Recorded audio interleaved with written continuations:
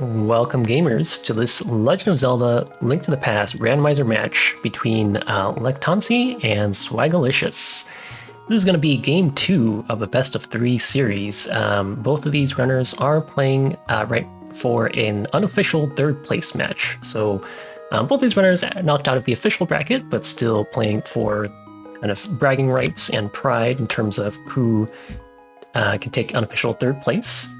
This is going to be game 2 of their best of 3, as I mentioned. The result of game 1 was that Swagalicious took home the victory in the casual boots seed that they played. Oops, I get these streams synced up for you guys.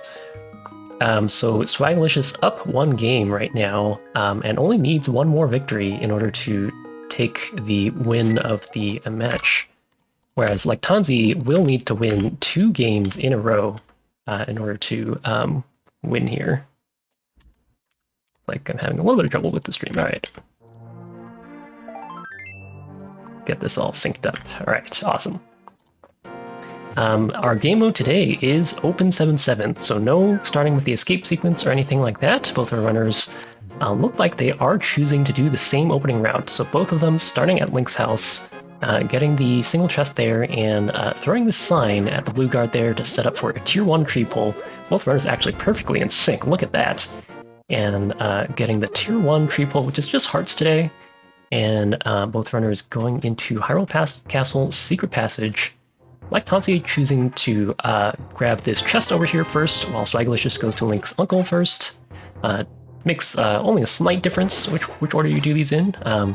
Looks like there are 3 bombs here in this chest, and I assume both our runners going to save and quit. Yeah, makes sense. Lectansi also collected another bomb from one of those guards, so it looks like those guards are in the bomb pack. And Lectansi actually electing to start from Link's house again, so Swagalicious taking... Oh, and we get our first map check. So Eastern Palace is a green pendant today.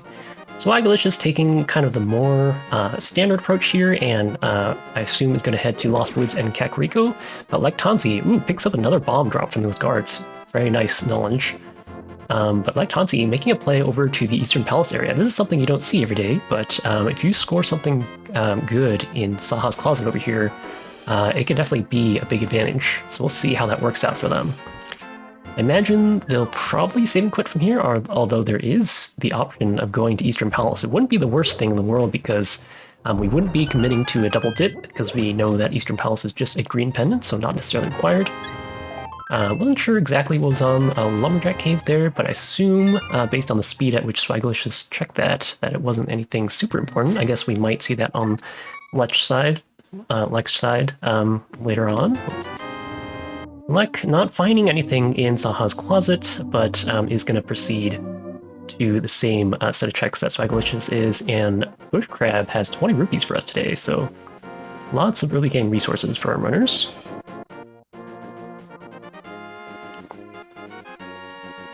And looks like Lectansi is going to be taking that peek over at Lumberjack Cave. So both our runners doing the same thing, minus Lectansi, who elected to peek at Saha's Closet early. And Lectansi getting the knowledge that there's 20 rupees on the bush crab. Unfortunately, that right-hand Lumberjack not letting Lectansi get past, has to go around the back. That's a little bit of a shame, but there is another bush crab in the Lost Woods if Lectansi wants some more money, and it looks like just a heart container on Lumberjack Cave, so we're not going to need to defeat Aga to get that. Alright, Lectansi actually looks like they really want some of this money, so they could be thinking ahead to potential Zora check. Of course, farming all those rupees from the bush crab does take some extra time, so they're going to pay in seconds, but having that extra money might be relevant. We'll see if it is. So meanwhile, Swagalicious is going to find the hookshot in Kakariko, as well as the hammer, actually, so got some really big ticket items already. And Lectansi continuing to farm money here. This bush crab is a bit easier to farm since you can usually trap it in that little log there, so there's no places for the rupees to kind of bounce around. And Lactanzi already at 371 rupees. Of course, they're going to need to spend, 100 rupees on the bottle vendor check. But we'll see if there's any more money in Kakariko. But looks like Swagalicious has found the bow, actually, so they want to. I know it's going to be out of logic, but they can grab that green pendant and full clear. Oh, 2 bows in the well. Hello. All right. So we already know we're not going to have to do Silverless Ganon this seed. Both bows sitting out in Kakariko, and Lactanzi farming up these rubies again. So they really want. They really must be thinking to get the Zorachek out of the way. I hope for their sake that there's not just like an easy 300 rupees, sitting in the chicken hut or the back of the bar or something like that, as that would kind of negate all of their efforts here. Looks like only 20 rupees in the chicken hut, so so far Lactanzi's efforts should pay off. Of course, we don't know exactly what is on the Zorachek. And you can see they are a couple minutes, 1 or 2 minutes behind Swagalicious due to spending that time. It's like we have a magic cape as well, so Kakariko has lots of goodies for us today. Hammer, hookshot, 2 bows, the cape, and it looks like also the mirror. Unfortunately, we still don't have a glove to get us access to Death Mountain, because that would give us access to all of Light World Death Mountain. Looks like Swagalicious gonna leap down here and take a peek at what's on Race Game. And just a red rupee, so Swagalicious is gonna take the save and quit. Nice usage of the hookshot by Lactanzi to just move around just a little bit faster. And Swagalicious gonna go ahead and go south to these South Shore checks. We'll see if they end up routing in Agina or whether they decide to just go to Mini Moldrum Cave. Be interesting to see whether Swagalicious decides to hit up the Eastern Palace area after this. Like I said, the bow doesn't really do anything for us that's in logic, but it does make Pendant Eastern a little bit more appealing than it would be otherwise, since we can grab that green pendant and turn that into Saha for another item.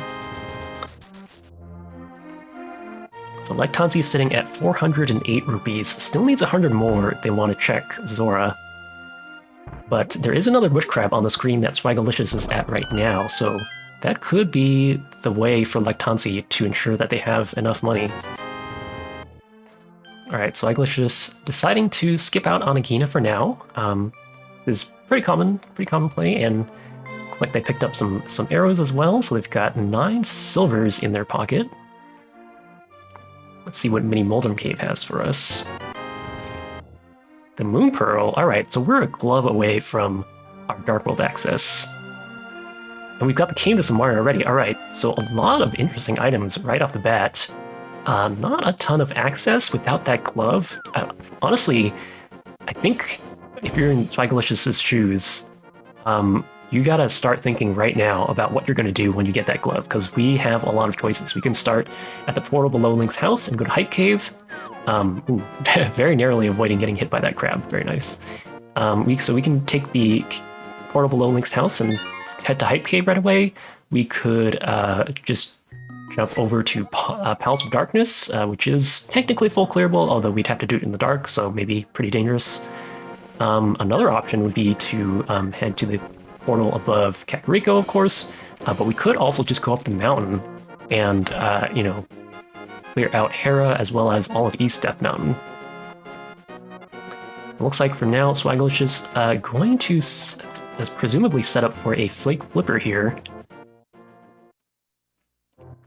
So it's going to walk out of Ice Rod Cave, and we'll see if they choose to do all of the checks that they can, so they can do Hobo as well as the 2 checks in Waterfall Cave. But without that money for Zora, they aren't going to be able to check that. So that could be something that comes into play here, in terms of a difference between him and Lactanzi. Okay, doing a nice, safe, and consistent Fake Flipper setup. That setup is a little bit slower, but is very consistent.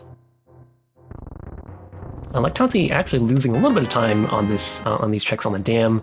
Swagalicious was able to successfully do the hookshot clip to get both of those items in one go, whereas Lectanzi had to enter the dam twice. But as expected, Lectanzi gonna go and try and pick up more of these red rupees, and does get enough for that Zora money. So is gonna be able to hit up that check, and I imagine with the moon, especially with the moon pearl on hand from Mini Moldorm Cave, they are going to go ahead and do that. Like Swagalicious is going to continue on, so they are also going to do these checks, but we'll see if they leave behind something important on Zora.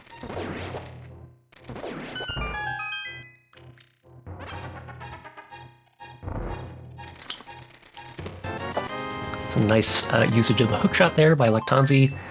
Hookshot is, oh, and we see a lamp on Lake Hylia. Okay, that's pretty interesting. That tells us basically that Aga is not going to be required because, of course, in order to get that, we're going to have to, get our proper Dark World access and swim in the Dark World in order to mirror on Lake Hylia, onto Lake Hylia.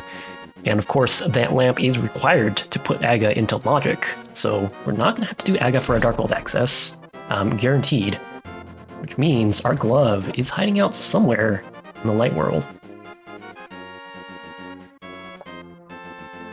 Okay, Swagalicious not really finding anything of significance in the Waterfall Cave checks, but is going to see a bottle on Zora Ledge. That was actually technically collectible if you know how to do a Splash Delete Fake Flipper, but Swagalicious either not wanting to do that or not knowing how. You're going to need to spend 3 arrows as well as 2 bombs in order to do that at a minimum.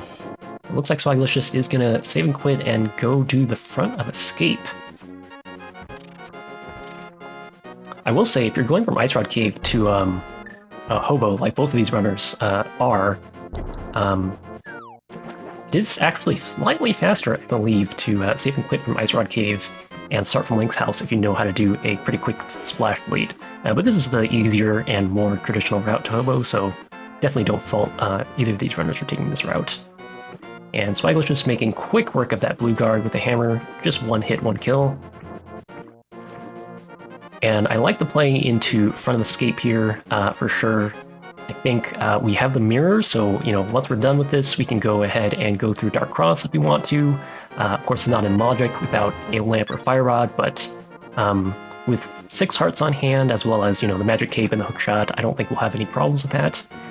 And we already know that Aga is definitely not required here, so we might as well just do everything else in Hyrule Castle and get all of that over with.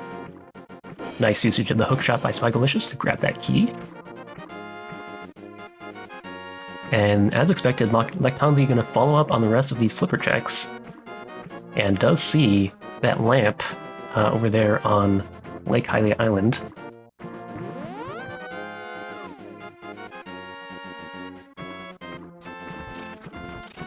Alright, Lectanzi needs to avoid getting hit here by this fireball. Okay, nice to keep it safe.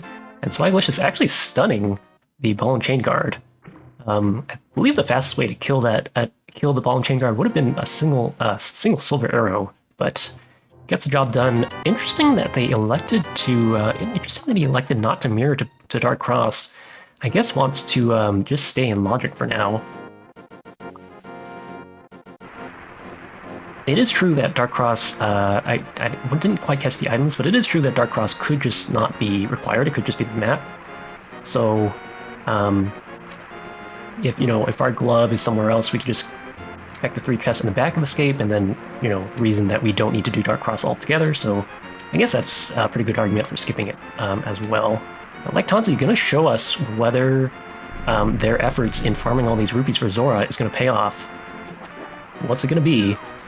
Just 3 bombs, so unfortunately, not really getting anything, and Lectanzi also not doing the splash delete to get that bottle. Of course, it is going to be out of logic, so maybe not the most important thing in the world, but and I guess both the runners are not exactly super excited at the prospect of just walking all the way to Kakariko Village for a single out of logic check, so In the meantime, Swagalicious is going to make the play into Eastern Palace. This, I mean, the only other option that Swagalicious hasn't explored, is, besides the Zora check, of course, is Agina. They've already done Front of Escape. Dark Cross is out of logic. So I believe our progression has to be either at Agina or in Eastern Palace. And I assume it's going to be either a glove or a flute, I have to imagine. I guess the only other thing it could be would be a book, I guess, or I guess boots. But I'm not going to be surprised if we see a glove here in Eastern Palace. And I guess the question then will be, you know, if you find your glove here as Swagalicious, and I assume Lectanzi's going to follow suit once they're done with checking these things in Front of Escape. Although I wonder if Lectanzi is going to be a little bit more incentivized to mirror and go through Dark Cross, because they've already been to Saha, remember? So Eastern Palace area is a little bit less lucrative for them. I wonder for Swagalicious, so finding the map and the compass first. So Eastern Palace kind of holding out on us. But if you find your glove in the next chest here, do you continue on and get everything you can out of Eastern Palace, even that green pendant that's out of logic? Or do you just, say, okay, we came here for a glove, that's what we were supposed to get, let's just go and do other more important things? Swagalicious is trying to set up for that triple arrow kill. Gets it after missing the trigger the first time. And finding the big key, alright, so looks like actually the big chest is going to be the only thing in logic here. Lectanzi trying to set up for a death warp, guess not realizing that they have the mirror in the inventory. Uh-oh. It's gonna feel a little bit silly. But as expected, they do, like I said, they do have a little bit more incentive to check these chests as opposed to heading over to the Eastern Palace area. Alright, so Swagalicious is gonna give us these 2 checks out of logic, and that actually does mean that, unless I'm forgetting something, our progression has to be at Agina.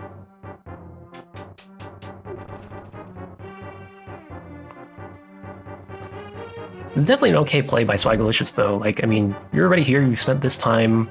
It would kind of suck to just head into Eastern Palace and only get a single, non-significant item out of it. So you might as well at least kind of amortize the time that you've spent, in walking all the way through this dungeon. Let's see what's in the vanilla big key chest. It's going to be... Oh, the big key was vanilla. Okay, so I guess I saw the items wrong. Meantime, Lectanzi is in the Dark Cross room, I believe. So we'll see if there's an item here that's relevant, or whether the key is here, which will let them get to the back. Just a heart container in the big chest in Eastern Palace, so Swagalicious is going to proceed and get the... I believe there's an item on Armos Knights as well as a green pendant. Just 10 arrows in Dark Cross. So is Lectanzi going to follow up on Agina? Where we know there's guaranteed progression, or are they going to take the Eastern Palace play? It looks like they're going to Eastern Palace. I mean, it is potentially more items. Of course, we know that only one thing is in logic, unfortunately.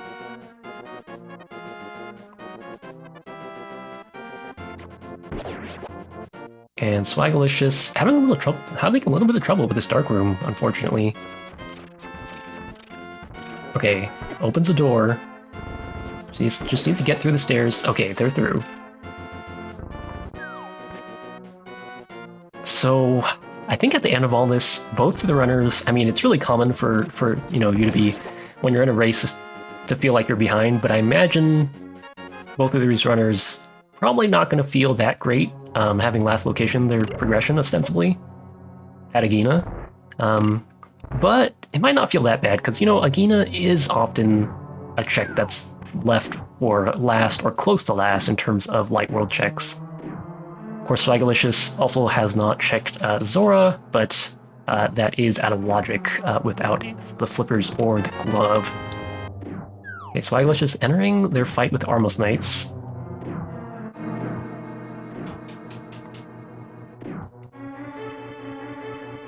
And just a heart container on Armos. So at least we got some extra hearts out of all this. And I imagine we're going to turn in that green pendant. Lectanzi going the long way around. It's a little bit of... They used their hookshot there, so they know they have it. So I guess it's just a little bit of autopiloting on Lectanzi's part. And Swaglish is going to show us what Saha has as the prize for this green pendant. And then we're headed off to Agina after this. Just 10 arrows, so all of this was for essentially nothing. Pending, I guess with a slight asterisk, depending on if there is something on pedestal. And Swaglish is starting at Sanctuary. Huh. Is this... Have we not checked something here? I'm a little bit confused. I thought we did everything here. Is there something that we're not... that is still outstanding here? Swaglish just did not grab the bottle.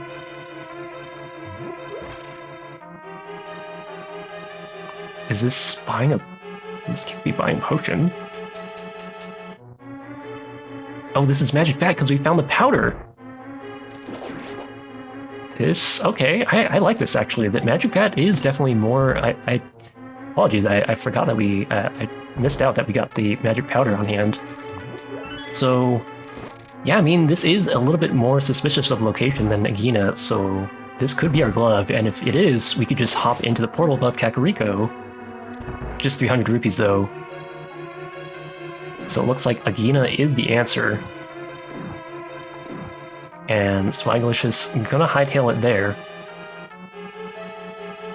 That 300 rupees might come in useful. Swaglish probably has the opportunity to, you know, check Zora immediately after doing a check of Catfish at some point later on in the Dark World. But Swaglish is gonna go right here. Is this heading to Zora? This is unexpected. I mean, Agina's literally the only thing in logic, right? Okay, Lectanzi getting that heart container out of logic, and is going to continue on. I mean, this makes sense for the same reasons that Swaglish just did this. Also going to take this safety fairy drop. And Swaglish is, yeah, going to follow up on Zora. We'll see if they... Oh, having a little bit of trouble getting in that whirlpool. It can be a little bit awkward when you're swimming. Okay, we'll see if they also elect to do the splash delete glitch to get that bottle that I was mentioning earlier, but I imagine they're not going to, especially since they didn't do it the first time around. Lectanzi having a lot of trouble finding this Igor in the dark.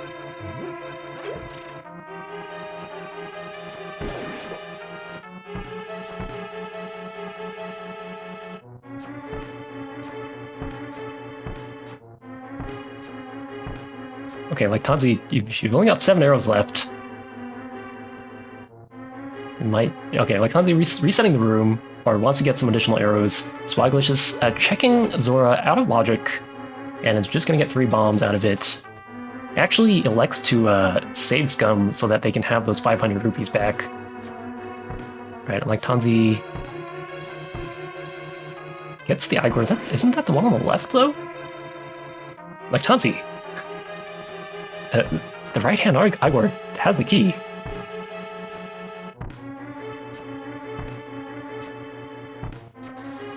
Ooh, this has got to feel frustrating.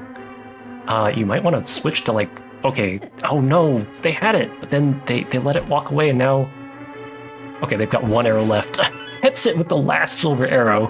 I was gonna say you might want to switch to, like, Boomerang or something, but manages to get it. Okay.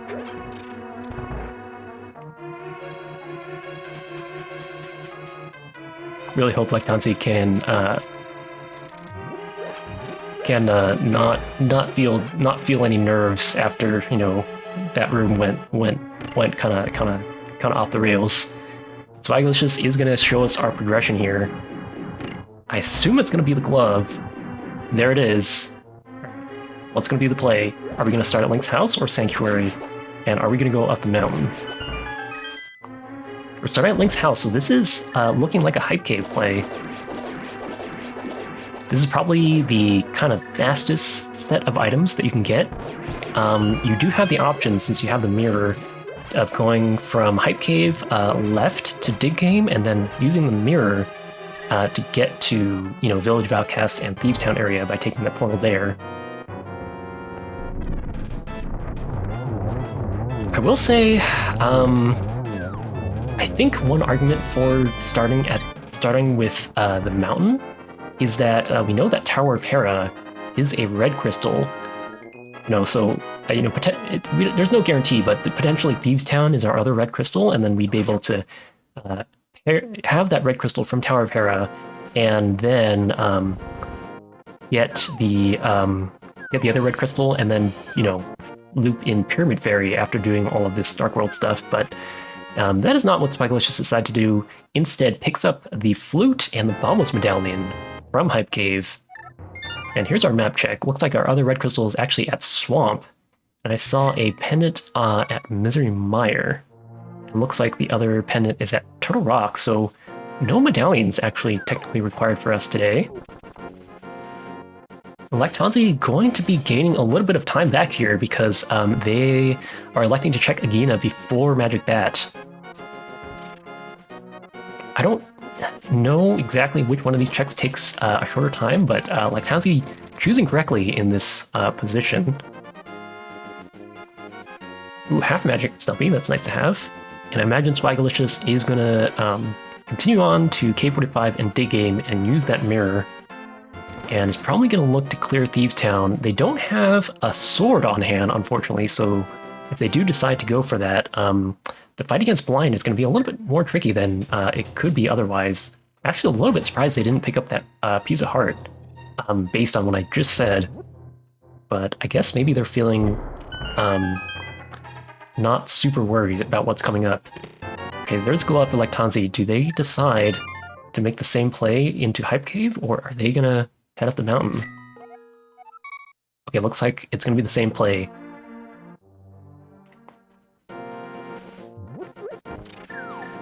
I think putting off the mountain does also make a lot of sense. You know, once you get your mitts, you can do a lot on the mountain. It's like, you could potentially even dive into Pendant TR. I don't know if that would really be something you want to do, but if TR is Bombos, you know, you can get in there, maybe get some juicy progression out of there. But the main thing is, if you put off the mountain until you get your mitts, you can check all of, you know, Super Money Cave, Hookshot Cave, and even Spike Cave. So that might be what our runners are trying to do. All right, so Spikealicious gonna clip through that fence there. I don't think I've ever seen that one before. And taking the topside route, this I think is slightly faster if you don't have the boots, so nice little knowledge. And I assume they're gonna take this opportunity to activate their flute. And Lactanzi, like we said, is gonna be able to do this a little bit more efficiently, as they're gonna be able to check Magic Bat kind of on the way rather than making a complete separate trip, as Spikealicious did. I don't blame Spikealicious for checking Magic Bat first, though. You know, having both the hammer and powder on hand to put Magic Bat into Logic, I would be a little bit suspicious of that too. But turns out the answer today was Agina.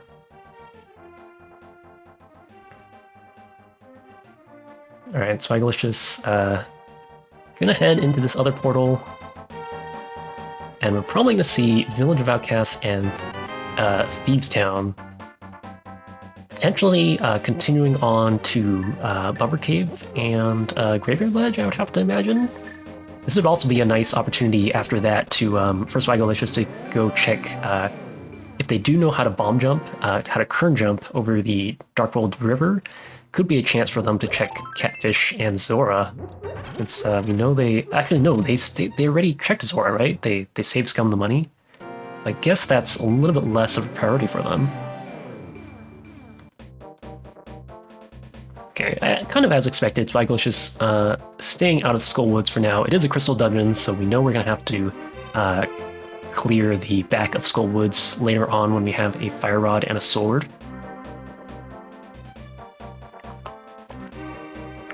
Now, if I was Swagalicious, I would probably be checking all three of these checks on the Village of Outcasts before heading into Thieves Town, just because that blind fight just becomes so much easier if you have Sword on hand. Normally, a lot of people will check only the top two chests in Village of Outcasts before doing Thieves Town, and then checking this house, the Bombable Shack, last. But that is, of course, only if you're planning on routing downward to Dig Gate afterward, which we're not in this case. Okay, but Swagalicious not checking C-shaped house. That can actually, there's actually a good argument for that as well, because if you find your mitts here in Thieves Town, then you can do C-shaped house and then walk over to, Hammer Pegs if you want. I don't know, there's different arguments either way.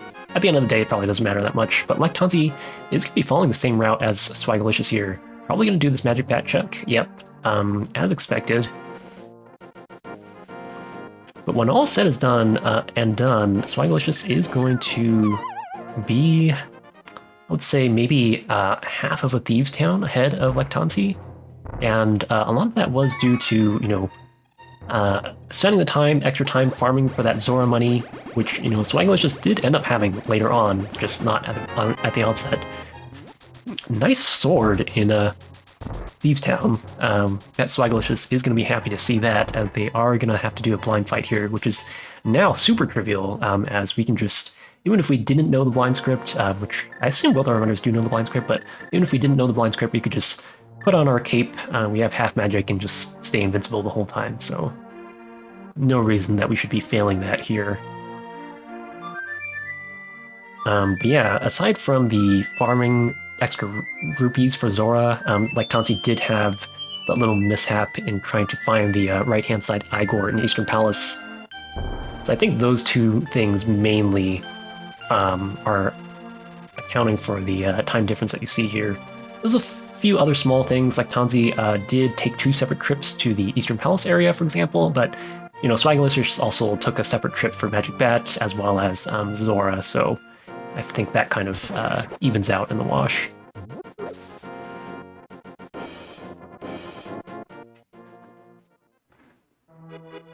So nothing except that sword here in Thieves Town so far.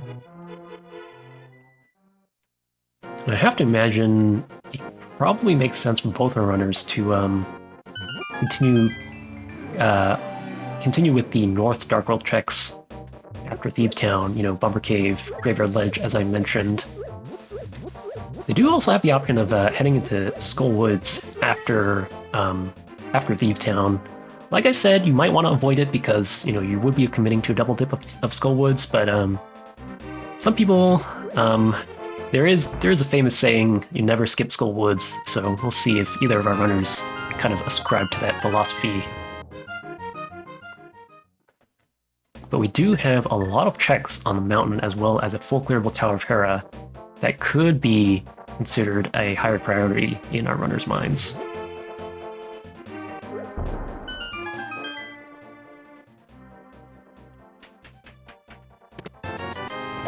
Okay, Swagalicious. Nice knowledge knowing that you can hookshot to the cell doors in Blind's prison.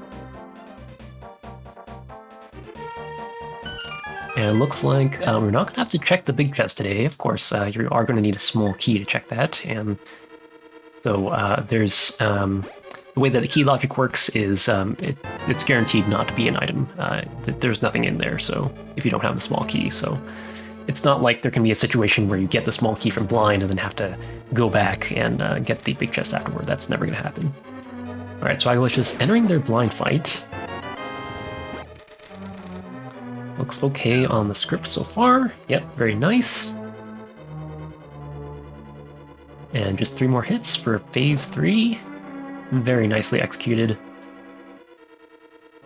As expected from runners of this caliber. I know they are both mentees, but, all the mentees in this tournament, and especially mentees who are fighting for 3rd place in the...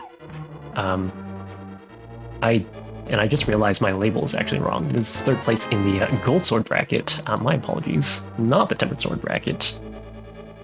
Gold Sword bracket. Alright, there we go. Everything's fixed. And we get another sword, actually, in C-shaped house. Very nice.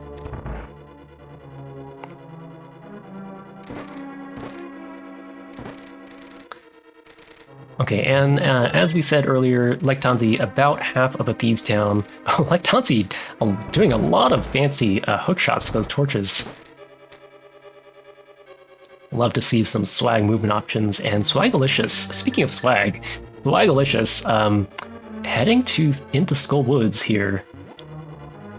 As I said, this could be committing to a double dip, but, you know, as I also said, might be good to never skip Skull Woods. There is progression in this area, a lot of seeds, more than you might expect, given that there's only 2 items in this dungeon.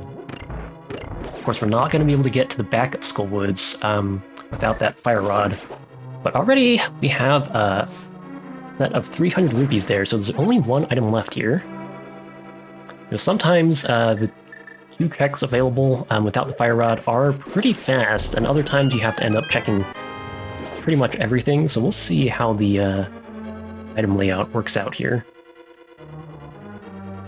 And it is actually the fastest possible situation, so right off the bat, finding those 2 items, Swagalicious is gonna say goodbye to Skull Woods for now. There's no reason to come back until we are ready to finish the game and we have our fire rod on hand. So overall, even though there was no progression there, that's pretty much the best case in terms of, you know, amount of time spent on those 2 checks. And yeah, still, of course, we still don't have any boots. Oh, nice usage of the sign there by Swagalicious. Of course, both our runners kind of having to walk around the world here, since we don't have the Pegasus boots, but both runners making great use of the hookshot, just wherever they can to squeeze in some extra movement. Lektanzi just leaving a pile of stunned enemies in their wake. Okay, and Swagalicious, gonna give us our Graveyard Ledge check. We'll see if they kind of cut the chain off of the chain of checks off here, or if they elect to do a bomb jump over to the Catfish check. But I imagine the next priority for them is either going to be the mountain, or I think actually Palace of Darkness. Of course, we don't have a fire source of any sort, so they would have to do some tricky dark rooms if they decide to go to Palace of Darkness, but it is technically a full clearable crystal. Very nice blind fight by Lektanzi. And Swagalicious, oh yeah, this makes sense too, because we haven't done the backless cape yet, and this is the perfect time to do that, so very nice thinking by Swagalicious. Okay, we're going to see these 3 checks, and we'll also see if Dark Cross has an item. Looks like we have the map and the key, so Dark Cross is an item, and Swagalicious is going to go ahead and try to get there from the back here. It does mean they're going to need to find this key rat in this room here who is carrying the key. They do have sword beams, so that might help, provided they don't get hit. Sword beams probably one of the best things you can ask for, and they do pick up the key there.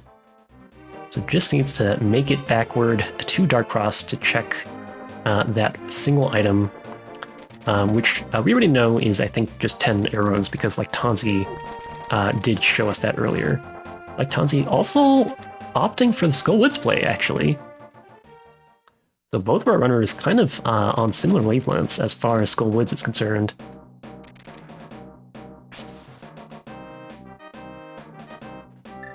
And Lektanzi gonna be able to pick up a little bit of time here since they've already been to Dark Cross, but still trailing behind just a little bit.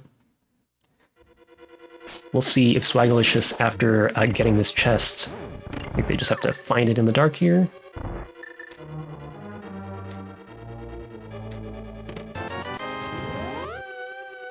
One trick you can use here is the chest is actually lined up with the arrow icon on the top HUD. Of course, it can be a little bit difficult if there's a snake kind of blocking your way, and there's the 10 arrows. So we'll see if Swagalicious decides to go up the mountain, or if they decide to head over to the Palace of Darkness area. Either way, they're gonna use their flute here, I assume. And what's it gonna be? It's gonna be the mountain. So basically staying, I mean, I guess both both areas have some checks in logic and some checks out of logic. Of course, this old man check is out of logic, but you might as well do it right here and now while you can. No reason not to, and you'll also get your mountain save spot. This dark room is, of course, one of the first ones that most runners learn. There's no enemy. Oh, well, I guess there are a few enemies, but nothing that can really hurt you.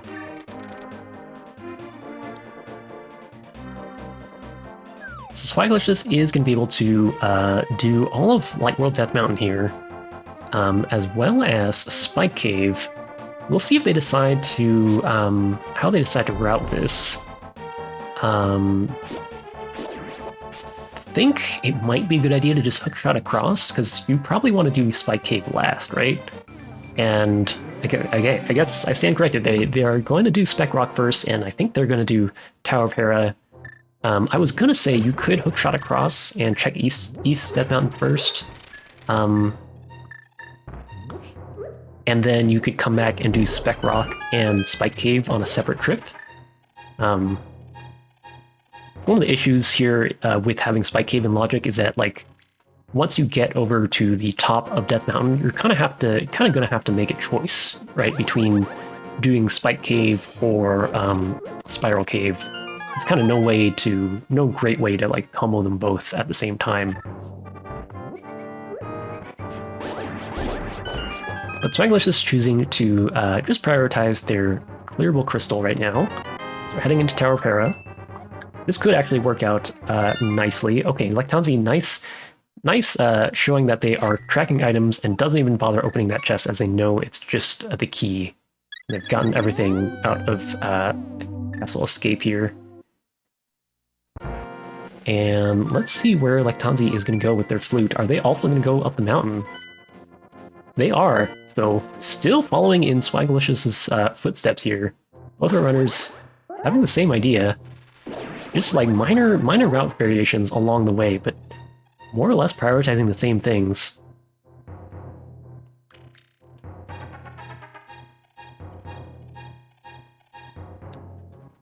Okay, there's our first bottle of the seed. It is going to put Sick Kid in logic. And I believe we have it looks like we have the big key in the basement of Tower of Hera. And we'll see if our other item is on Moldorm here, or whether there is a fire-locked item here.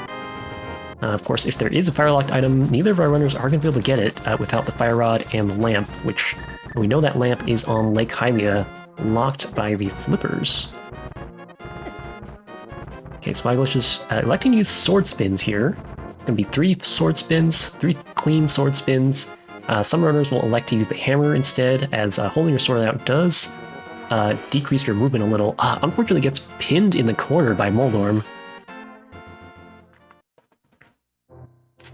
So we're going to potentially lose a little bit of time there. And Lectanzi choosing to do the same death mounting routing as Swagalicious as well. I think for a large part of the last race between these two, they also had very similar decision-making processes, although I do believe there was a little bit more divergence. Okay, it looks like there is a fire-locked item in Tower of Hera in the big chest, so we're not going to be able to see that yet. That's going to have to get left behind.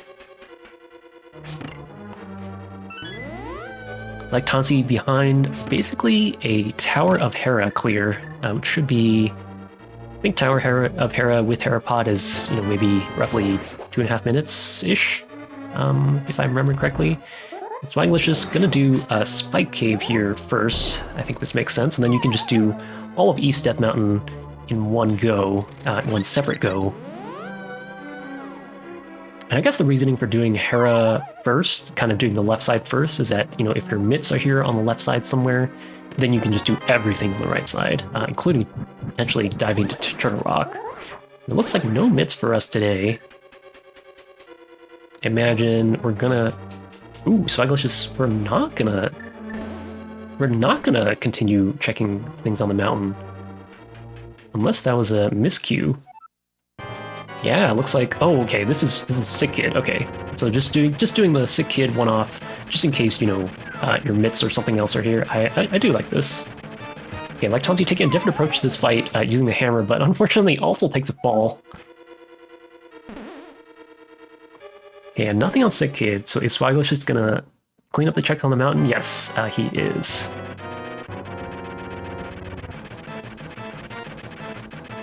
If we don't find anything there, I mean, I assume we're gonna find something there, but if it's not, then I think all we have left is Pyramid Ledge, Catfish, and Palace of Darkness, which would be the big thing. Ooh, Lectonzi taking another fall, unfortunately. Okay, Swaglish is trying to make it through these spidery hopper enemies. Unfortunately, only at 3 hearts, but should be safe. There are some additional hearts in Paradox Cave. Usually don't take a death in here. Oh no, a 3rd fall for Lectonzi! Moldorm is one of those bosses where I think the more trouble you have with Moldorm, the more you want to just like get the fight over as quickly as possible, but I feel like rushing the Moldorm fight never works. Okay, Lectonzi, keep it cool. Patience. Oh, why did Moldorm turn left there? Okay, very nice, clean 3rd hit. All right, we're gonna see Paradox Cave has the flippers for Swagalicious. That's gonna get us access to our lamp, but more importantly, that's gonna be a full clearable in Logic Swamp Palace. So I imagine that is gonna be the next priority for both of our runners once they pick up those, once, you know, we finish all of our checks on the mountain. And Swamp Palace has our other red crystal as well, so that's going to open up Pyramid Fairy, which we can combo with Pyramid Ledge. And the Pegasus boots are on Floating Island, so we're going to want to come back there once we have our mitts. It's actually a little bit of an awkward location, because once you have your mitts, I guess you just go and get those? Yeah, because like once you have your mitts, the problem is once you have your mitts, you can also probably do some other relevant dungeons. Like we can full clear Ice Palace once we get our mitts. But the longer you have those boots, the more time you're going to save. So you probably would just want to get those. Plus, there's 6 items hanging out in the east of Darkwood Death Mountain. So I imagine that's going to be the first stop once we have our mitts on hand. Oh wait, okay, but Swagalicious gonna go into Swamp Palace to full clear it here. No surprises here. Lectonzi not taking the mirror delete option. So going into the kind of normal entrance of Paradox Cave. This is slightly slower, but also won't have to deal with any of those hopping enemies there, so that's really not that much slower. And Swaglish is forgetting to drain the water. Whoops. Happens to all of us.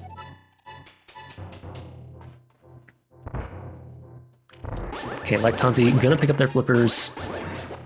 That lamp also puts the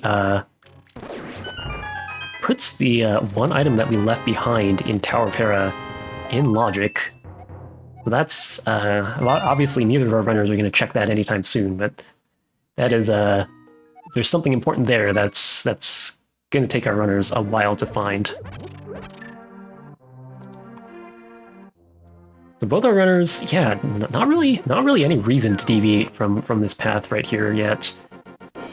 Yeah, and after Swamp Palace, it makes complete sense to just head over to Pyramid Fairy and Pyramid Ledge. And I imagine the play after that is probably gonna have to be to Palace of Darkness, right? Unless we find our mitts here. Okay, that made things, this makes things interesting. So, with the mitts on hand, now it becomes a question of how much do we want to do before picking up those boots? Like, do you just get your boots right away before even checking Pyramid Fairy, or do you do Pyramid Fairy, Pyramid Ledge first, and then get your boots from there? It's an interesting decision. Okay, Swaglish is giving us a Specky Clip here. Very nice. And Lectonzi remembering to use the mirror and drain the water. A little bit of time gained.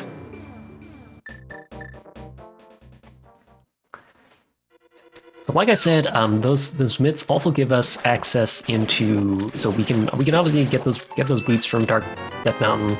We can also check Hookshot Cave and Super Muddy Cave while we're there. If we wanted to, we could even hop into Turtle Rock, but we also have the ability to see, we can grab our lamp, and then there's a 2/3 chance of being able to clear out Misery Mire, although that is also a Pendant Dungeon, so that's probably not something we're interested in. But we can full clear Ice Palace, as well as, Palace of Darkness is also in Logic, so those are our two fully clearable in Logic dungeons from here at this point. Okay, Lectanzi taking a little bit of a different approach here with the keys, electing to skip this first key.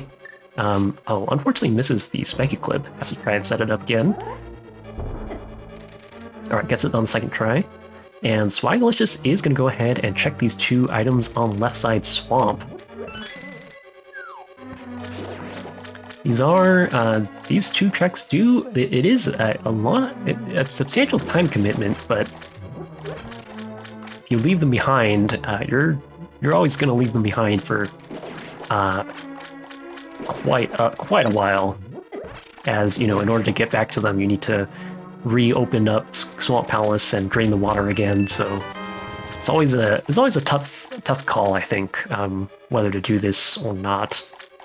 Looks like the compass is there, and what is going to be the second chest? It's just the bug net. So with just that single decision, Lectanzi is now in the lead. We'll see, though, if Lectanzi decides to, Lectanzi also has the option of going back and doing Left Side Swamp on a second trip through the dungeon. I imagine if it's just one item left behind, they won't do that, especially since we have the mitts now. Honestly, having those mitts on hand probably was part of the reason that Lectanzi decided to skip left side, as we now have so many other options open to us with the full clearable Ice Palace as well as Palace of Darkness. But it is possible, we haven't seen the big key yet. It could be in the big chest locking itself, but it could also be an Argus. And if it's on Argus, then Lectanzi would be able to get 2 items by going back in. That might be a little bit more of an incentive for Lectanzi to go back in. We'll see if that ends up being the case, though.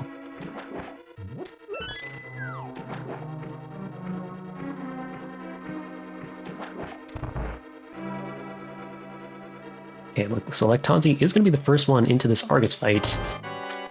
Just Master Sword on hand, so the fastest way is going to be to get double spin hits, like Lectanzi is doing. Very nice job so far, not missing a single one of these. Of course, as there are less and less puffs, it becomes a little bit harder, and some runners will just elect to switch to slashes. Looks like Lectanzi is going to go for one more. Oh, unfortunately doesn't get it. Alright, so Swagalicious starting their fight now. Lectanzi having a little bit of trouble hooking this last puff. Okay, but gets it. And setting up for a silver arrow kill here.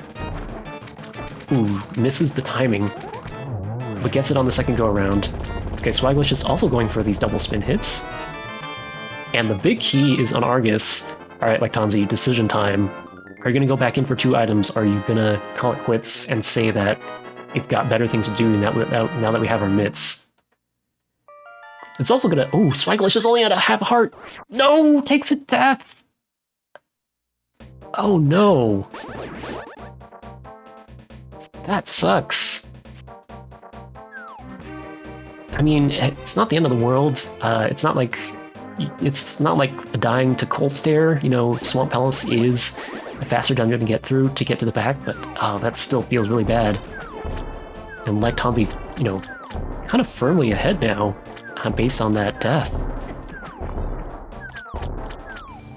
Lectanzi making an efficient routing decision here, grabbing the lamp. I assume this is on the way. Okay, fluting away actually. Okay, I was gonna say they could be on their way. Nice job, B. I was gonna say they could be on their way to Ice Palace, but looks like they are gonna buy a potion instead. And are they going to do Ice Palace or are they going to do Palace of Darkness? You can do both of them. They're both crystals. What's it going to be, Lectanzi? It's going to be Ice Palace. I think in terms of item efficiency, Ice Palace is a little bit faster, if I recall correctly. Don't quote me on that one, but Ice Palace is, of course, going to be a little bit slower than it would be otherwise with the Fire Rod on hand, because we're going to have to wait for our Bombos animation a few times, but really not that big of a deal, all things considered. And the main thing is we have that Cane of Samaria on hand, so we are going to be able to do that Icebreaker clip to make this dungeon that oh so faster. Okay, Swagalicious making their way to Argus once again. I'm a little bit surprised Lectanzi didn't elect to grab those Pegasus boots.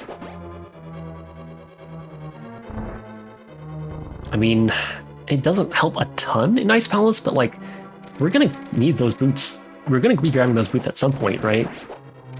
And we can also check everything else on the mountain besides, you know, clearing Turtle Rock, and Turtle Rock is a pendant dungeon anyway, so you might not want to go in there. I just feel like it might have made sense to go there first.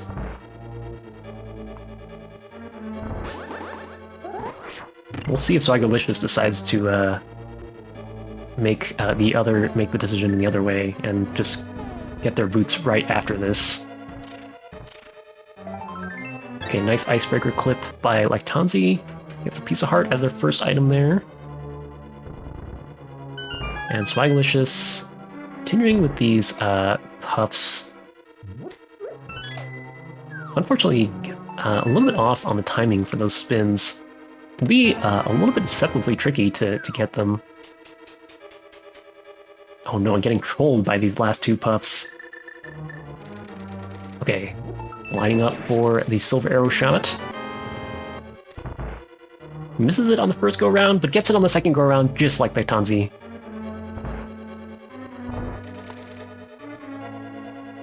And gets their big key, and I have to imagine they're not going to go back for whatever's in the big chest. It does always feel bad, though, like, taking the effort to check left side swamp in an effort to clear out everything in the dungeon in one pass, and then only to get rewarded by finding the big key on Argus. That's always like it's almost like the game is kind of giving you a middle finger at that point. But Swagalicious is going to make the same decision so far, and gonna go ahead and grab the lamp, which makes perfect sense. This is gonna be the time to do it. Lectanzi taking a bomb jump to Ice-T. Is the big key on Ice-T? I didn't actually see. Guess we'll find out in just a few seconds here. And just the shield. Okay, so Lectanzi electing to check Ice-T before, what's it called? Before the big chest. There was an item on Ice-T though, so. Alright, and Swagalicious just following Lectanzi into Ice Palace. I swear, both of these runners just definitely on the same wavelength through pretty much this entire seed. And there's the last item in the big chest. So all that's left is to take down Cold Stare. And we don't have a Fire Rod on hand, so it's going to take a little bit longer, but we do have Half Magic and the Magic Cape, so I imagine both of our runners are going to be making good use of that. Ooh, some nice bomb strats by Swagalicious. Unfortunately, misses that last Pengear, but cleans it up with a hook shot. I love seeing those bomb strats in that room. Often you will come in here with tempered swords, and you know the bomb strats are not as important in those cases, but it is always optimal to use one or two bombs in that room. All right, Lectanzi going into the Cold Stare fight, taking out the hammer actually. So looks like we're going to prioritize offense over defense. I like it. You can always switch to the Magic Cape later, but you have to be a little bit careful as there is 0.5 second delay before you can activate the cape for the first time. Now, as long as Lectanzi stays safe and keeps that in mind, I like using the hammer instead, as it does do double the damage of Master Sword slashes. Okay, Lectanzi also electing to stay safe. If you stay at the topmost pixel of the room, those ice puffs will not explode into 4. You can still get hit by them, though, as we just saw. So you do have to keep moving left and right. Okay, Lectanzi gonna drink potion. I mean, that is why they made that extra trip to the potion shop, just for this safety. Okay, just needs to take care of one more puff, and yeah, there's no reason to stay near the top of the wall when you only have one hit left. Okay, so no progression out of Ice Palace. Is now going to be the time when we head up the mountain to get our boots. Or are we just going to continue on to Pod and just clear our crystal dungeons? I just realized we also have a full clearable Desert Palace. So really, we just need our Fire Rod here, which I guess is part of the reason why both of these runners deciding to just prioritize these dungeons, yeah, and saying no to the boots still, and hoping that we can just find that Fire Rod somewhere along the way and just pick up those boots as we're going to as we're heading to Ganon's Tower. Check the Mire Medallion. It is Bombos, so we can get in there, but Mire is pretty inefficient, so probably not going to be getting that anytime soon. Unfortunately, Swagalicious failing the hookshot clip twice for the Ice Paladin's big chest, and is just going to elect to skip it. Fortunately for them, they're actually going back after resetting the super tile. I'm not sure how far you have to go, on what super tile the big chest room is, but definitely if you transition floors, that is definitely going to reset these blocks 100%, so.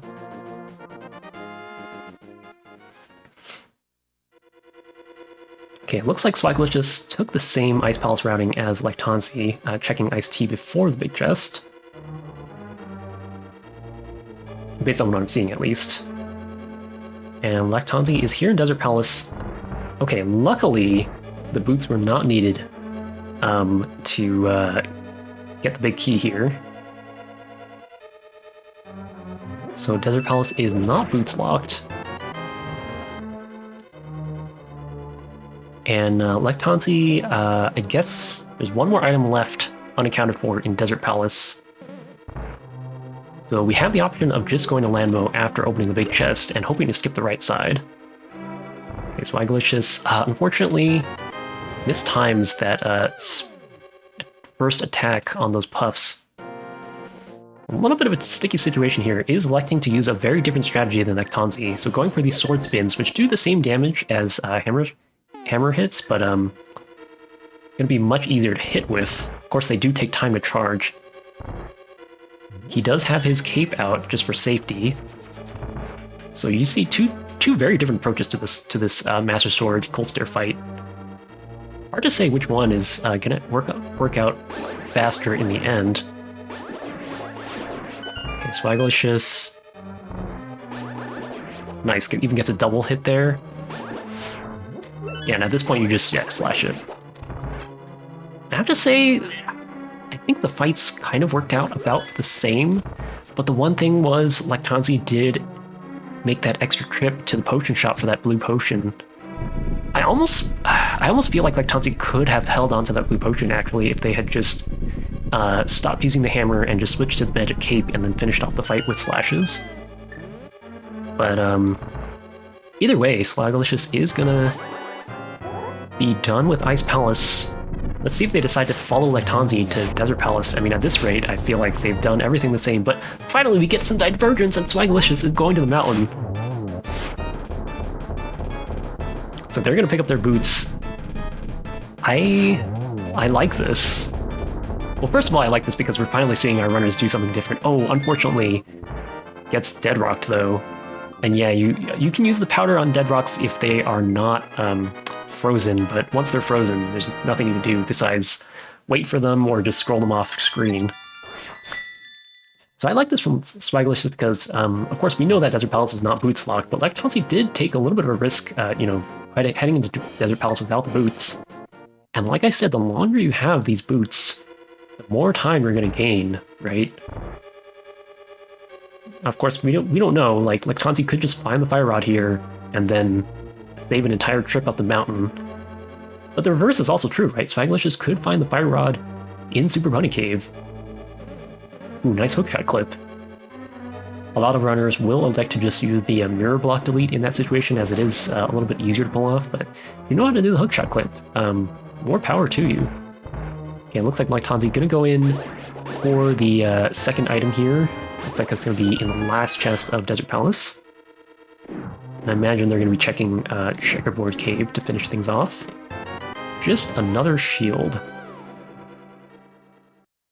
And Swagalicious is going to show us the goodies in Hookshot Cave, as well as picking up those boots. And I have to imagine we're not interested in a Pendant Turtle Rock right now, given that we have Desert Palace and Palace of Darkness fully in logic. We've got some other nice overworld check sequences that we can do as well. You know, we still have Pyramid Fairy, Pyramid Ledge outstanding. We also have a shovel now. Right, is Lectanzi now going to pick up their boots, or are they just... I feel like if you've made it this far, yeah, you kind of just are committed to just playing it as just go to your crystal dungeons.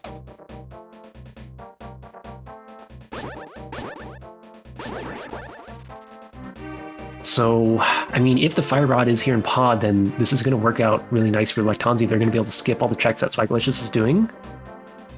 But if they're not, then Swagalicious, I imagine Lectanzi is going to go up the mountain after this. And Swagalicious is going to gain time being able to do all these dungeons with the boots. But Swagalicious, checking the medallion on Turtle Rock, which is Ether, and are they going to go in here? Ooh, okay, this is spicy.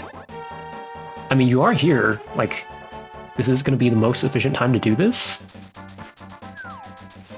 But it is a pendant dungeon, so it could just be for nothing. I will say, I guess it's a double-edged sword here, because of course we don't have the fire rod, so going into Turtle Rock, we could just not find a small key in the first chest, in the compass chest, and we really didn't spend that much time in here. And the book is the first chest in Palace of Darkness. That's interesting. But if this is a small key, and we continue to find keys, we could find ourselves going all the way to Laser Bridge. Okay, there is a small key, and Swagalicious is going to continue. If the Fire Rod is somewhere in here, in Turtle Rock, then Swagalicious has this in the bag, basically. But if not, this could be a huge time sink.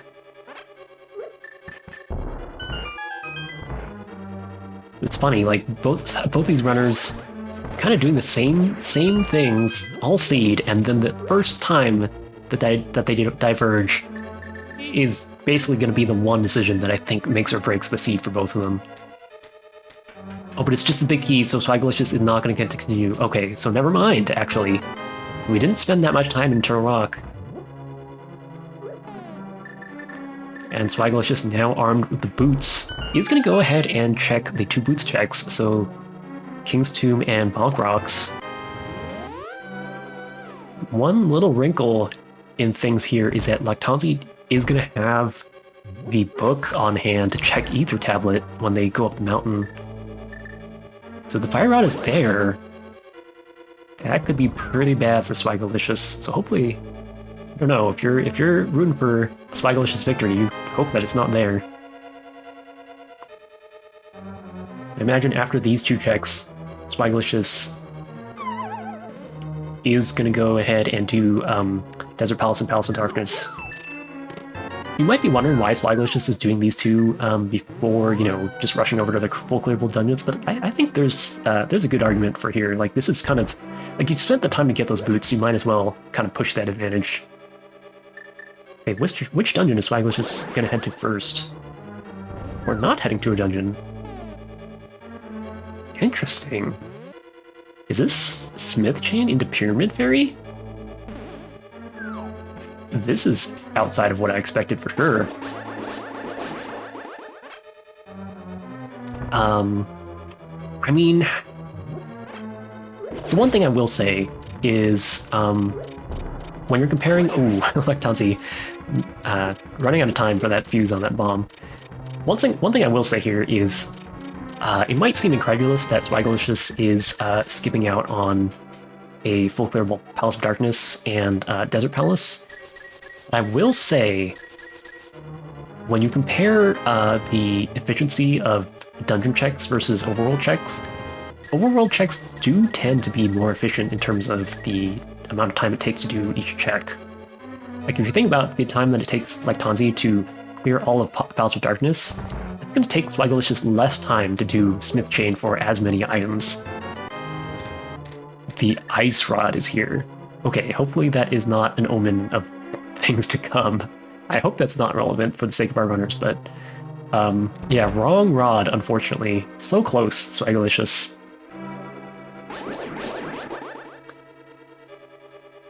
Yeah, so I will say, you know, if you can do a bunch of efficient overworld checks, it could pay off. You know, if you find your Fire Rod here in one of these checks, oh, another item, but not the right one. If you find your Fire Rod, you know, somewhere in here, you do get to go mode. I was gonna say you get to go mode Desert Palace and Palace of Darkness, but realistically, I don't know if those are two dungeons that are like really that impactful to go mode, right? Because like, yeah, Desert Palace is a little bit faster because you don't have to check the stuff on the right side, but it's not a very long dungeon to begin with. And then with Palace of Darkness, you have to search for the big key. Okay, so Swagalicious is picking up the Quake Medallion from here. This is because he doesn't know that Bombos is required for... Bombos is the medallion for Misery Mire. I'm a little bit surprised they chose to do this now, actually. Oh, this is because they have the shovel on hand. That's right. And they want to follow up on that. Okay, yeah, I like this, actually. Yeah, you don't see this string of checks done very often, you know, in terms of, like, pick up the purple chest and then do library ledge into double big spot into purple chest turn in. But very nice, you know, kind of on the fly routing by Swagalicious. And in the meantime, Lectanzi, not finding anything in Palace of Darkness, is going to continue on, going to get this last item off of Helmasaur. And Swagalicious is going to head over to Desert Palace, armed with those boots. So I'm assuming that the Fire Rod is not on Helmasaur. I mean, if it is, then Lectanzi is well ahead in this race. But if it's not, then Lectanzi will have to go up the mountain, and we'll see kind of like what the time difference is at the end of all that when our runners have kind of rejoined their paths. Okay, so Swagalicious, you know, continuing to prioritize the overworld checks, really wants to try and go mode some of these dungeons, but is not going to find the Fire Rod, so gonna have to just do a full clear of Desert Palace. And the Fire Rod is on Helmasaur! So Lectanzi had the right idea, and is now firmly in the lead. And Swagalicious, you know, had a number of chances with Smith Chain, Purple Chest. Even that shovel dig spot was a really good like opportunity for him, but turns out just rushing those full clearable crystals was the answer, and the Fire Rod was just there on the path. And Lectanzi, yeah, I think especially at this point, it doesn't, you just grab your boots on the way to GT, right?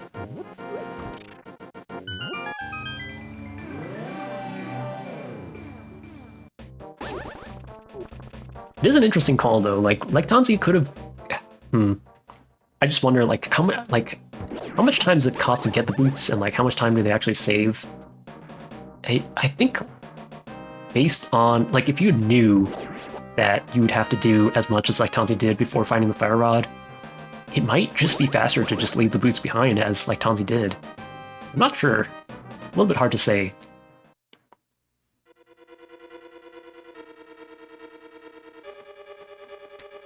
But that is the one saving grace for Swaggalicious here, is that they are gonna be able to do, you know, Palace of Darkness and Desert Palace with the boots on hand. You can see some of these long rooms. It is gonna have a big benefit, but just feels like I wonder if Swaggalicious could have still kept this close if he had grabbed the boots, but then not followed up on, you know, Smith Chain, Purple Chest, and the Shovel Dig spot, as well as picking up Quake.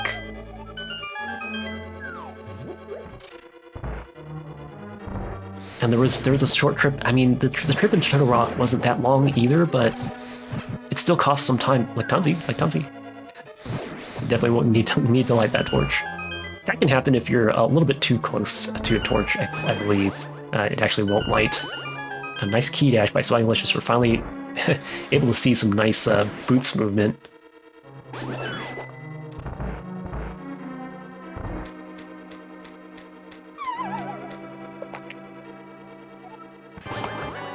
Well, I have to imagine if you're like Tanzi here, I think if you're Swaggalicious here, you're feeling not too great about all the decisions that haven't paid off in like the past, you know, in basically the past 5 or 10 minutes. If you're like Tanzi, I imagine they felt pretty rough at the beginning of the seed, in terms of what happened at Eastern Palace and then that time spent doing the Zora Rupee farm, but they kind of, nothing else really bad happened for them through the rest of the seed, so I have to imagine they're feeling kind of okay, whereas Swaggalicious took that death in Swamp Palace, which was, you know, a couple minutes. I wonder if we see Swaggalicious, you know, cruise through Pod with the boots and then grab their Fire Rod. I wonder if that death in Swamp Palace is actually going to be something that impacts this race the most. Oh, but Swaggalicious is... No, this is Pyramid Fairy. Ooh, I mean, I do think actually this does make sense for Swaggalicious. Like, you might wonder, like, oh, why are they not going to Palace of Darkness? But I think that the idea is, like, if you've left behind Palace of Darkness for this long, you know that your opponent is very likely to have done it, as we know that, like, Tanzi has at this point, right? Because it is something that they're likely to do. And I think Swaggalicious, when they made that call to be like, okay, after Ice Palace, I'm gonna go and grab these boots and check the stuff on the mountain. I think they were trying to make a play that, you know, the Fire Rod just wasn't exactly on the beaten path. And I do wonder if that death in Swamp Palace could have been part of the motivating factors for that, you know, thinking, I'm behind now, I kind of don't want to play it straight, right? I want to hope that the Fire Rod is not just on the natural path, and I'm gonna grab the boots and try to, you know, my win condition is gonna be, you know, the Fire Rod is gonna be on the Smith or Purple Chest or any number of those other checks. And to his credit, Swaggalicious like played perfectly to that out. It just didn't happen to work out this time.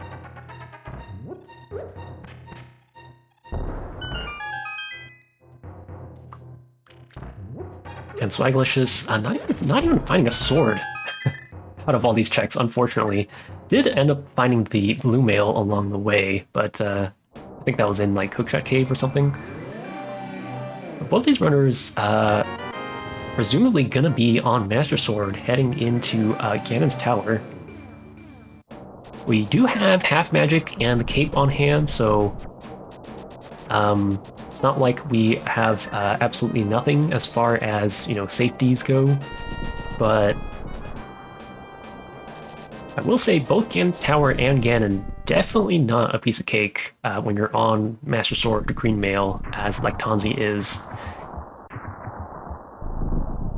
So we'll see how they end up handling all of that. in these coming minutes, but Lectanzi is going to be entering GT at the 1 hour, 18 minute, and 40 second mark as Swagalicious goes and grabs their book, which we already know is not needed, but is going to be finishing all of Palace of Darkness, getting their Fire Rod off of Helmasaur, and then still needs to clear Skullwoods before heading up. Okay, Lectanzi just finds a pair of Ruby Drops in Hope Room, so gonna be forced into going left here. I do believe this is Lectanzi's standard route, regardless.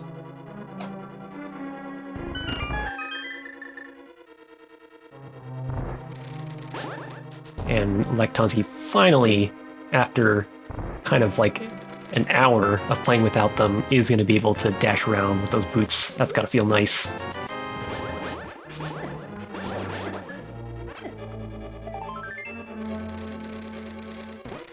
Alright, and Swagalicious, yeah, unfortunately, I do believe the big key is in the back of Palace of Darkness, so it isn't even going to have the opportunity to, you know, rush Helmasaur here. It is going to go to the back, and if you're at the back, you kind of want to get all the items out of there. Looks like Swagalicious setting up for a... oh no, he's going to bunk across to check this chest. Yeah, makes sense. Ooh, almost gets that nice red boomerang strap by Lectanzi. You usually see runners use the blue boomerang in these two rooms. Yeah, you can't use the red boomerang like that. There is actually a separate glitch where using the hook shot will extend the range of the red boomerang, which can be very useful, but probably not what Lectanzi wanted. Lectanzi actually leaving the key behind in the bottom right pot there. Probably not going to make a difference, but hopefully they're okay on their key situation.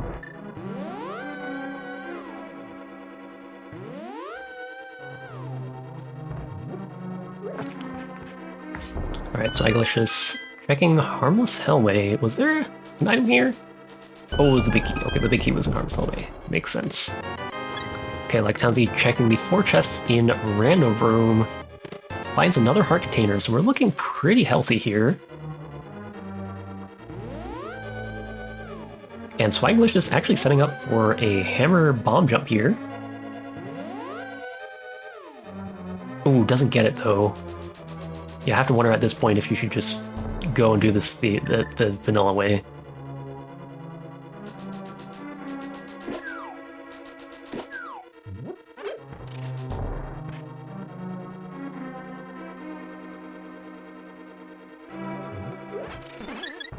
Okay, and Lectanzi is going to go into the Ice Armor's fight. Should be pretty trivial with the silver arrows on hand. And Swagalicious is going to mirror. Knows that there's one item left on Helmasaur. Or is not going to mirror? Wait, Swagalicious? Did you leave something else behind? Or are you just taking the long way to Helmasaur? Uh-oh. And Lectanzi is going to need to go to the right side here in Compass Room. And yeah, Swagalicious just taking the long way to Helmasaur. Yeah, usually you see runners use the mirror, especially out of the Dark Maze. It's got to be faster to use the mirror there, right? I know from like Harmless Hellway, it's faster to just walk to Helmasaur. But if you're all the way in the Dark Maze, this has got to be slower, right? Alright, Lectanzi trying to get through this torch room. Very nice.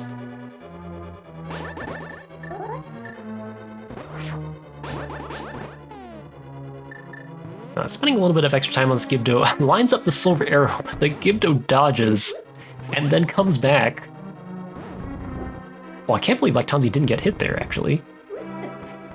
But manages to get through that room somehow, even with all 3 of those Gibdos.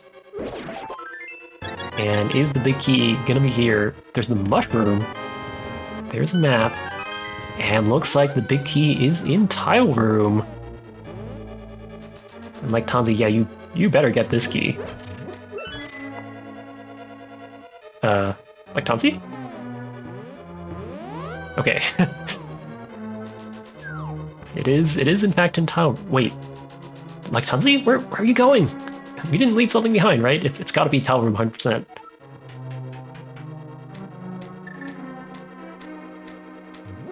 Alright, Swagalicious getting through the turtle room, and Lactanzi just needs to sit tight with their cape activated. Unfortunately, that bunny beam, it will despawn if you're in the doorway, but if you don't lead it around, it will just wait there forever for you to uncape. So that's something that Lactanzi will have to watch out for when they are done waiting for these tiles, but hopefully they'll be alright. Swagalicious gonna be finding their Fire Rod after this short fight with Helmsaur. Just needs one silver arrow, there it goes. Probably gonna be not the most pleased to see the Fire Rod here, given that it could have come here and just cleared this dungeon earlier. Alright, there's Lactanzi mirroring as a bunny. Gonna have to wait for that to wear off. There we go. And Lactanzi is going to start their climb. Looks like they didn't actually need that small key after all, so no harm, no foul.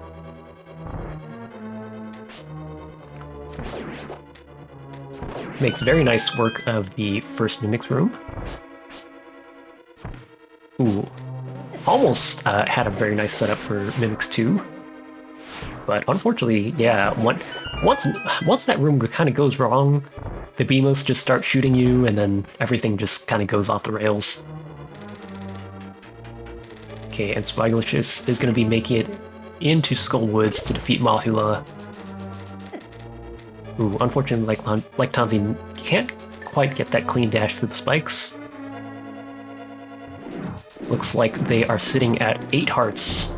Or, okay, they are going to take a safety here. So there are some fairies and a full magic at the bottom here.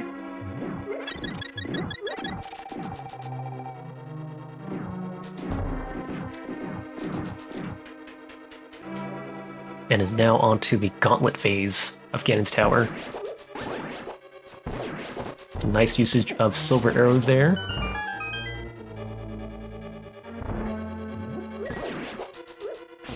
And Swagalicious just needs to race through this remaining dungeon as fast as possible. Has half magic on hand, so no real need to be careful or stingy with magic. And Lactanzi also not being stingy with magic. Nice usage of the Fire Rod there. Nice dash by Swagalicious to get that key just a little bit faster. Alright, and Lactanzi is going to try and set up for a silver arrow key kill on these Lanmos. Gets one, gets two, and there's the third one. Very nicely done. In the meantime, Swagalicious trying to use the hammer against Mothula. Can be very tricky to get the hitbox to work against a flying enemy, but it does do the most damage out of the available weapons. Unfortunately, Mothula not super cooperating today, but that fight is taken down by Swagalicious, so that is going to be crystal number 7 for Swagalicious as Lactanzi goes into the first Torches room here. Unfortunately takes a fall, so the cycles of the fire bar is going to be a little bit off, but okay, we're back on track.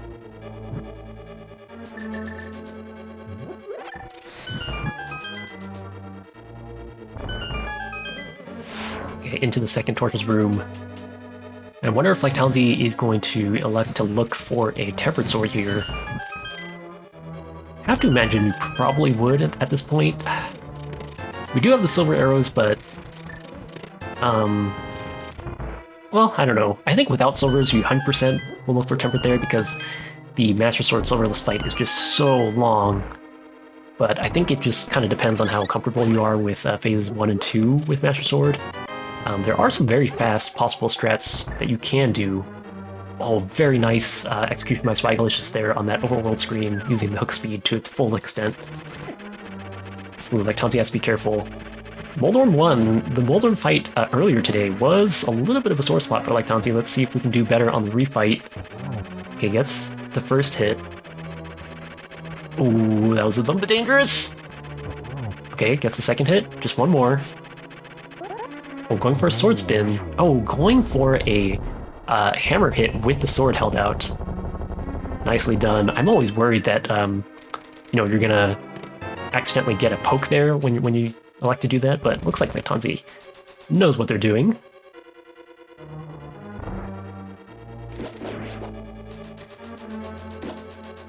Swagalicious has already opened up the Turtle Rock portal, so this is going to be the fastest way for them to get to Ganon's Tower for sure. As Lectonzi heads into their fight with Aghanim. Only gets a single there. Looks like they didn't quite have enough time to set up for the optimal, hit there. Also, only a single there. Okay, gonna go for slashes for this one. Unfortunately, gets blue-balled. Okay, but gets a nice double there. Not the easiest patterns, I have to say. Yeah. I don't blame Lectonzi for only getting a single hit there.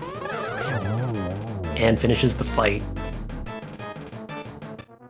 Yeah, so it's just random the position that Aghanim 2 the Aghanim 2 fight gives you. Sometimes they're super nice and they're all in a straight line. They give you the dream setup, and sometimes they're just in this really awkward wide triangle, and you're like, what do I do here?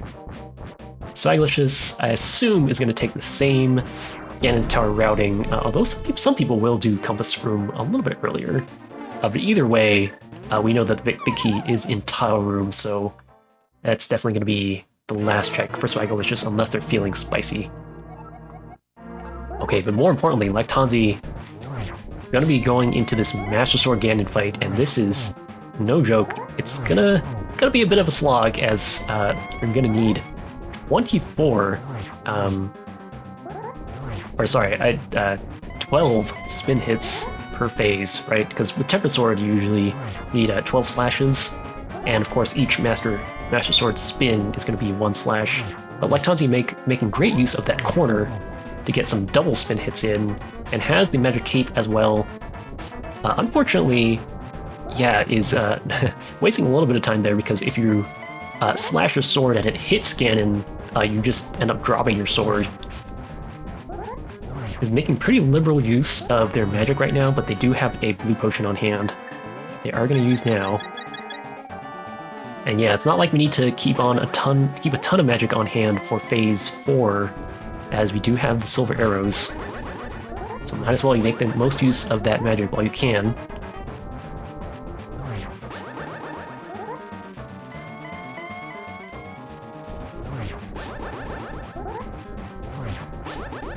Okay, Lectonzi continuing to just use the cape here. This is kind of the way it's done. There is there is like a super optimal strat here involving the Cape of Samaria, but it's definitely not trivial, and I don't expect many or even any of our runners in this tournament to know it. But Lectonzi is on to phase 3. Can be a little bit hard to more difficult with the Master Sword to prevent the Fire Bat from spawning in phase 3, but looks like we are on to phase 4. So we're just going to want to be careful here, and gets a silverless hit, actually. Okay, there is one clean silver hit. Can't get a double in that position. Okay, but there's another one. Almost looks like Tonzi's input got eaten there. Ooh. That was a little bit scary, but Tonzi is firmly in control. Only needs one more silver arrow hit. This should be it, and very nicely done. Defeating Ganon on full health, and Swagalicious is just now finishing their Ice Armor's fight, and is going to be mirroring back, checking Compass Room before they get the unfortunate news that the big key is in Tile Room.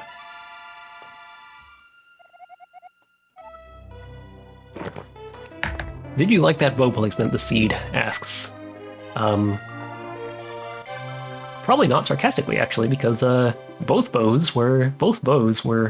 progressive bows were in Kakariko in the well, so it's actually pretty nice of the game.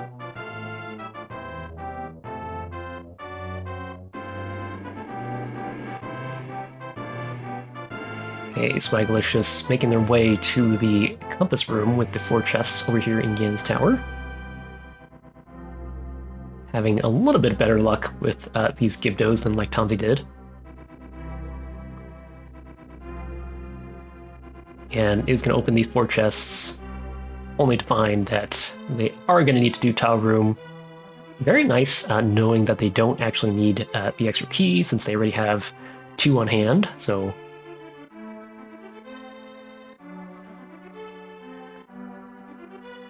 I think it was different on like Tanzi's side since like Tanzi skipped a key in the on the left side of the basement, so it was a little bit different.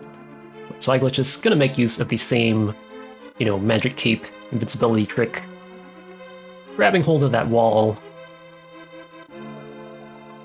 If someone has some like good headcanon on like why grabbing a wall makes the magic cape not drain magic, I'd love to hear it. Some sort of like in-universe lore for why that happens. I mean, of course, we all know it's because the game really sucks at doing 2 things at once, but I feel like there's got to be some sort of like ridiculous in-game lore explanation for these things. That's always fun to think about. And it looks like, based on like Tanzi's screen, there is a sword upgrade on pedestal, so that's funny to see. Alright, Swagalicious not having to wait for bunny form to expire, so very nice. Let's see if we can get our audio switched over to Swagalicious' side as they begin their Ganon's Tower climb. Let's see if I can get that switched over for you guys. Okay, making use of an interesting strat there. Making use of the boots dust kind of pattern to manipulate the mimics. Okay, and having a little bit of a better time. Oh, as I say that, I was going to say they're having a little bit of a better time with mimics too, but unfortunately gets blasted. Nice key dash though. I think that's one that like Tanzi missed on their side. Can they get the dash through the spikes though? Unfortunately, it takes 2 hits.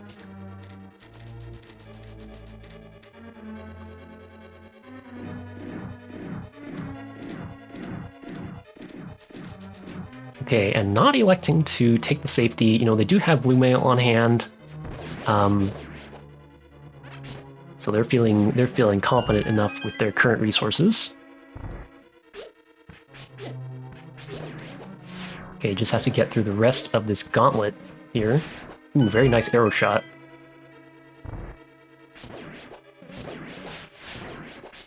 And very nice room there as well. Oh, almost looks like they're trying to go for spin slashes there, but yeah, it's very hard to set up in this room. I think like Tanzi was... Oh, nice arrow shots though. Swagalicious is showing some nice aim with the arrows. I think like Tanzi's solution in that previous room was to use a fire rod. The arrow, if you can get the arrows, it is a little bit better as the fire rod does take a little bit of time to burn the enemies. Oh, good idea with that bonk setup there. I wonder if that would have worked if Swagalicious had not stopped to... oh, some really weird sprite shenanigans happening. I wonder if that bonk setup would have worked properly for Swagalicious if they had not stopped to powder the bunny beam in the previous room.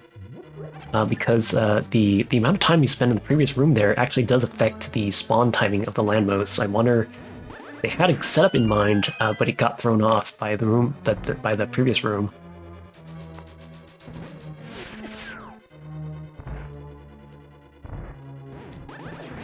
Okay, and gets the 1 cycle on those Wizzrobes, very nice. And let's see if they have some clean movement for us here in the second Torches room. Like Tanzi did fall here. Okay, gets tagged by the firebar, and then uses the intentional falling off to get some iframes. I think might have to use the lamp here unless they want to, collect the full magic. Oh, unfortunately gets tagged by the laser. 2 lasers. Okay, be a little bit careful here, Swagalicious. Definitely don't want to take a death. And looks like they are gonna Check for Shepherd Sword, which we know is not here. It likes to pick up that key, even though they don't actually need it. You only need 2 keys here.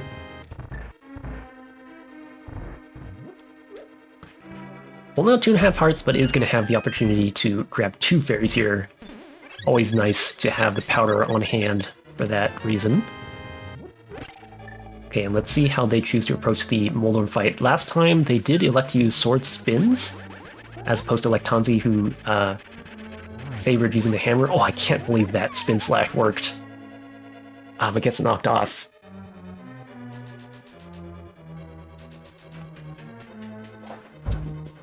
Some runners will also elect to use the hook shot to gain some iframes. Oh gosh! Okay, that was very scary. Oh yeah. It almost looked like that was a good opportunity, but Moldorm just turned the wrong way. Oh no, and gets knocked off again!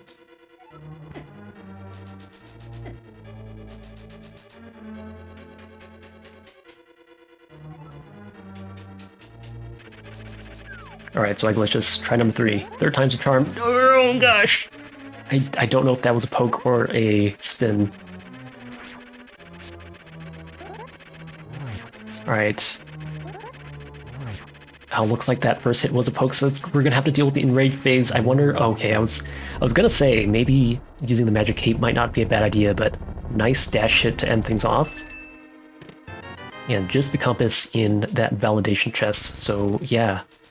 Lagos just knowing that they are going to have to do a Master Sword Ganon fight. Hopefully is feeling good about that. Oh, unfortunately gets hit by the spike. And is a bit off. Okay, gets in the doorway without getting bullied by the mini Helmosaurs. Now let's see how they do with this Aga 2 fight. They can get any double hits where Lectanzi was only getting singles. I do notice that Swagalicious does have the Cane of Samaria selected. I'm not sure, but could this be a notion towards using Samaria strats for Master Sword Ganon? That would be pretty hype to see. Alright, let's see if we can get a double here. Oh no! Just a little bit too late on that one. So Swagalicious is having about as much trouble actually here. Finishes on the same cycle as Lectanzi.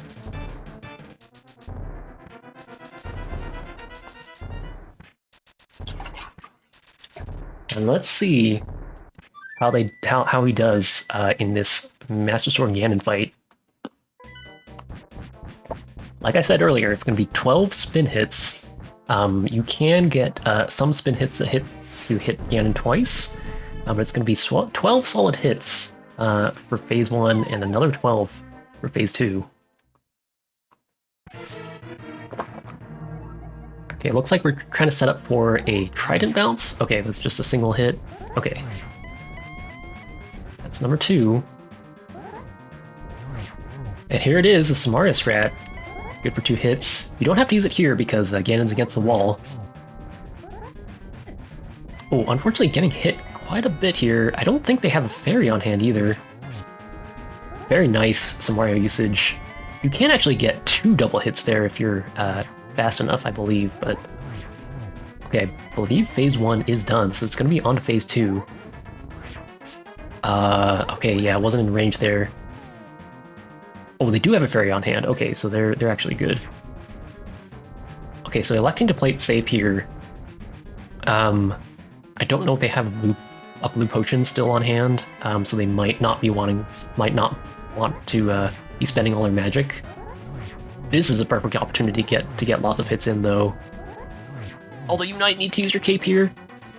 Okay, Cane of Burna, that's actually a great choice because I wasn't sure if the cape was on cooldown. The Samaria strats, oh, unfortunately misses the timing a little bit. And is a little bit off. Okay, but gets it. Okay, very nice. Yeah, and the game showing rare footage of the Fast ROM game lagging there with the Samaria block and Burna going at the same time. Okay, using Magic Cape for safety here, I don't mind that, especially since that Fire Bat was very close to hitting. Okay, looks like we're back on track for this fight. Okay, very nice. Avoids the fire bat spawning that time. It just needs 4 silver hits here. Ooh, wasn't able to get that one in time. Gets a torch glitch, that's going to make things slightly easier here. Should be able to get a clean hit here. Needs to wait for that fire bat. Oh, barely misses it, and yeah, you don't have time. You gotta relight the torch. Okay, Swaggle, let's just keep together. Nice and steady. Yeah, unless you get an opportune, like, torch lighting where you catch Ganon in the middle, you usually can only get single hits for Master Sword Silvers. It's just gonna be one more hit for Swagalicious. Could be it. Nicely done. So GG's to both of these runners. Lictanzi finishing first with a time of 1 hour, 33 minutes, and 11 or so seconds, and Swaggle is just going to finish about 11 minutes behind with a time of 1:44:40. And yeah, you know, that means that we have a Game 3 on our hands as our runners are tied up 1-1. That's kind of what I wanted to see. I want to see a Game 3. I don't know about you guys. If you guys enjoyed watching this match, again, I encourage you to give both these runners a follow on Twitch. I don't know if they have already scheduled Game 3, but I'm sure they will be streaming that on their Twitch channels if you want to just put them side by side and watch. Otherwise, I'm sure that I will be doing a recast of their Game 3, as I also want to find out what the conclusion is and which one of these runners is going to take the unofficial 3rd place in our Gold Sword bracket of the Mentor Tournament 2024. This was it's kind of an interesting race to watch, as both our runners. There was some early, back and forth in terms of jockeying for the lead, with just minor decisions here and there, with Lictanzi really committing to the Zora Rupee farm and some other minor things that happened. But both our runners basically doing the same thing through the entire middle game until Swagalicious decided to go up the mountain and grab those boots, and then prioritize the overworld checks in hopes of finding the fire rod somewhere off the beaten path. And I have to wonder whether that was motivated by the costly death in Swamp Palace, having to redo that dungeon. But unfortunately it didn't work out, and Lictanzi found the fire rod behind Helmasaur as their last crystal dungeon, I believe, and was able to just second to last crystal dungeon, was able to just defeat Mothula real quick and then pick up the boots on the way to Ganon's Tower. But both our runners, having played a great seed, always worth giving some props when runners are able to take down Ganon with the Master Sword. Even with silvers on hand, it's not a trivial fight. Thank goodness for that half magic and magic cape, I will say, as that definitely made things a lot easier. That is going to do it for this video. I hope you enjoyed watching this rebroadcast, and like I said, I definitely will try and bring you guys Game 3 of these series, whenever that ends up happening. And if you want to check out more matches that are happening, I believe we have almost all of our finalists for the Mentor Tournament 2024 in every bracket. So those finals matches in each of the brackets will start happening. So if you want to keep on top of that, definitely follow the Go Mode Podcast Twitch channel and the Go Mode Podcast Discord server. But that is going to do it for me. Again, my name is DDR Kirby. Hopefully you enjoyed this commentary and rebroadcast, and I'll see you around next time.